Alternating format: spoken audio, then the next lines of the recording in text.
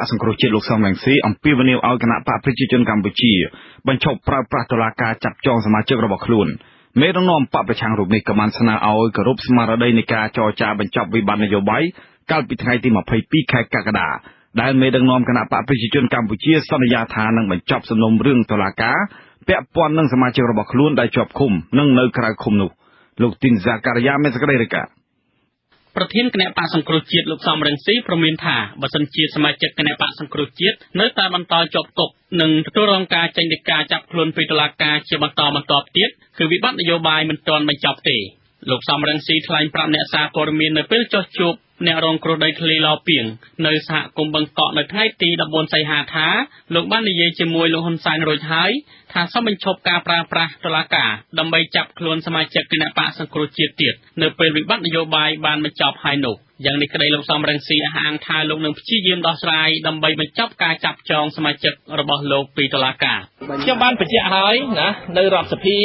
លោកហ៊ុនសែនបានស្ដាប់ហើយបានទាមទារស្នើឲ្យគេកាត់ត្រាពាក្យសម្ដីរបស់ខ្ញុំថាវិបត្តិនយោបាយចប់ហើយដូច្នេះរឿងដែលពាក់ព័ន្ធនឹងវិបត្តិនយោបាយយើងត្រូវតែបញ្ចប់តែបើនៅមានអ្នកជាប់គុកមានអ្នកដែលគេតាមដានរករឿងមានន័យថាវិបត្តិនយោបាយមិនទាន់ចប់ទេអាកាសសំណល់នៃវិបត្តិនយោបាយត្រូវតែបញ្ចប់ខ្ញុំនឹងខិតខំដើម្បីធ្វើម៉េចឲ្យស្មារតីនេះត្រូវបានគេគោរពទាំងអស់គ្នាកាលពីថ្ងៃទី12សីហាចៅក្រមស៊ើបសួរសាលាដំបងរាជធានីភ្នំពេញលោកកែវមនីចេញដីកាបង្គាប់ឲ្យប្រធាននាយកដ្ឋានព័ត៌មាននិងប្រព័ន្ធផ្សព្វផ្សាយនៃគណៈបកសង្គ្រោះជាតិលោកមេឃសវណ្ណារានិងយុវជនគណៈបកសង្គ្រោះជាតិ2នាក់ទៀតគឺលោកសានសីហៈនិងលោកទេពណារិនឲ្យបង្ហាញខ្លួននៅពាក់ព័ន្ធនឹងបទចោទដឹកនាំកុបកម្មបទញុះញង់ឲ្យប្រព្រឹត្តបទអក្រិតជាអាតនិងផ្ដាំគំនិតក្នុងអំពើហិង្សាដោយចេតនាមានស្ថានទម្ងន់ទោសដែលប្រព្រឹត្តកាលពីថ្ងៃទី15កក្កដានៅក្បែរទីលានប្រជាធិបតេយ្យការចេញដីកាកោះហៅសមាជិកគណៈបកសង្គ្រោះជាតិ3នាក់ថែមទៀតនេះនៅក្រៅពេលតុលាការចាប់ខ្លួនយុវជនគណៈបកសង្គ្រោះជាតិ3នាក់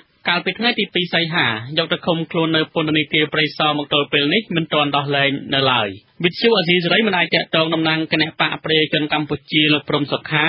និងជារដ្ឋលេខាធិការក្រសួងមហាផ្ទៃដើម្បីសួរអំពីបញ្ហានេះបាននៅឡើយទេនៅថ្ងៃទី14សីហាប៉ុន្តែលោកព្រំសុខាធ្លាប់បានប្រកាសនៅក្នុងសន្និសីទសារព័ត៌មានក្រោយពីកិច្ចចរចាកាលពីថ្ងៃទី22សីហាថាគណៈបកទាំងពីរបានស្នើឲ្យតុលាការបញ្ចប់សំណុំរឿងសមាជិកគណៈបកសង្គ្រោះជាតិទាក់ទងនឹងការធ្វើបាតកម្មនៅទីលានប្រជាធិបតេយ្យកាលពីថ្ងៃទី15កក្កដានោះទាក់ទងនឹងបញ្ហានេះអ្នកជំនាញផ្នែកវិទ្យាសាស្ត្រនយោបាយលោកមនិតសុកទុយមានប្រសាសន៍ថាគណៈបកទាំងពីរមិនទាន់បញ្ចប់វិបត្តិនយោបាយទាំងស្រុងនៅឡើយលោកបញ្ជាក់ថាការប្រើប្រាស់ប្រព័ន្ធតុលាការនេះគឺរដ្ឋាភិបាលចង់បង្ហាញដល់សហគមន៍អន្តរជាតិថាកម្ពុជាជាប្រទេសនីតិរដ្ឋទោះបីជាគណៈបកសង្គ្រោះជាតិលោកចូលទៅសភាក៏ពិតមែនប៉ុន្តែយើងឃើញខាងឡពីនខាងខ្មែរកម្ពុជាក្រមអញ្ចឹងដើម្បីជប់សភាពការបែបហ្នឹងដើម្បីឲ្យមានភាពមកនឹងវិញគឺប្រើប្រាស់កន្លែងហ្នឹងដើម្បីបង្ហាញថាក្រុមទាំងអស់ហ្នឹងនៅពីក្រោយរបស់ក្រុមទាំងអស់ហ្នឹងគឺពួកសង្គ្រោះជាតិអញ្ចឹងតុលាការត្រូវប្រើប្រាស់ប្រព័ន្ធហ្នឹងដើម្បីបង្ហាញថាមិននឹងអ្នកណាខ្លះទេនឹងទៅចូលក្នុងប្រព័ន្ធតុលាការហ្នឹងអញ្ចឹងវាត្រៀមឲ្យពួកសង្គ្រោះជាតិហ្នឹងឬក៏ក្រុមហ្នឹងត្រូវបង្កើតបុកទៅលើប្រព័ន្ធតុលាការវិញថាបើមិនជាចាប់អ្នកណាមួយទៅប្រើកម្លាំងប្រជាជនដើម្បីដំណោះពលឯងប្រើកម្លាំងតុលាការគេក៏ប្រើកម្លាំងប្រជាជនដើម្បីដោះពីព្រោះយើងឃើញបញ្ហាកន្លងមកមិនដែលដោះដោយផ្លូវច្បាប់ទេគឺដោះដោយកម្លាំង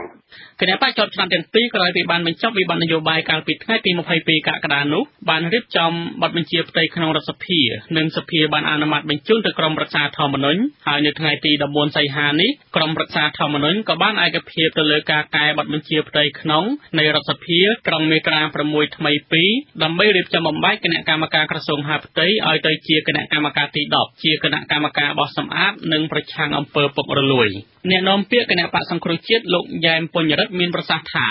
ការកែប្រែបទបញ្ជាផ្ទៃក្នុងនៃរដ្ឋសភានេះជាដំណាក់កាលទី1ដែលធ្វើជាការប្រញាប់លោកអះអាងថាសភានឹងពិនិត្យបទបញ្ជាផ្ទៃក្នុងនេះបន្តទៀតនៅពេលខាងមុខចំពោះក្រុមការងារគណៈបកទាំងពីរដែលរៀបចំសេចក្តីព្រាងច្បាប់ស្តីពីការប្រព្រឹត្តទៅនៃការបង្កើតគណៈកម្មាធិការជាតិរៀបចំការបោះឆ្នោតនិងការធ្វើវិសោធនកម្មច្បាប់បោះឆ្នោតថ្មីនោះ